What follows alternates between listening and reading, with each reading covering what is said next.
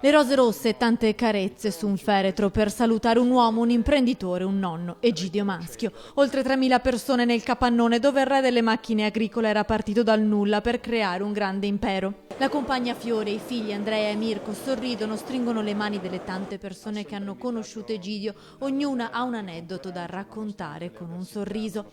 Egidio si vantava di conoscere uno ad uno tutti i suoi 2.000 dipendenti e la vostra presenza qui oggi ne è la conferma, ha detto Monsignor Liberio Andreatta durante la celebrazione delle esequie. La sua azienda era una famiglia di famiglie per lui. Un abbraccio grande per un uomo generoso, la commozione del figlio Andrea nel ricordare il padre, uomo che si era fatto da solo. La nostra era una famiglia povera, ma ricca di spirito, ricca di inventiva, ricca di energia.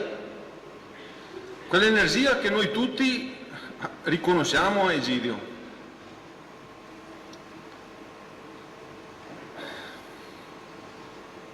Noi tutti siamo qui perché ricordiamo Egidio, vogliamo ricordarlo e vogliamo che continui con noi. La tenerezza dei nipotini che hanno salutato il loro nonno. Sempre stato un nonno coi fiocchi, ma anche se dall'esterno potevi sembrare un nonno severo, cattivo e testardo. In realtà eri dolce, coccoloso e paterno. L'affetto immenso fatto di gesti come il lavoro continuo di questi giorni e l'orgoglio di far parte di una grande azienda, quello dei dipendenti che lo hanno salutato prima di lasciar sfilare il feretro tra le macchine agricole, oggi cavalieri silenziosi davanti al loro condottiero. Insieme si vince.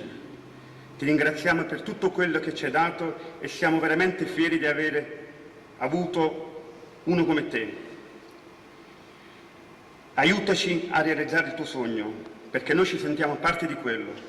Andrea, Mirko, riponiamo in voi la stessa fiducia e fedeltà che abbiamo dato a vostro padre. Sappiate che noi lavoratori saremo sempre al vostro fianco, giorno per giorno, per continuare il grande progetto Maschio Gaspardo. Ciao Egidio, ciao capo.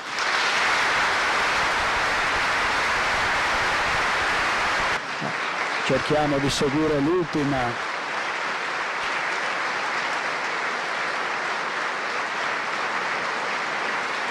È l'ultima volta che Egidio Maschio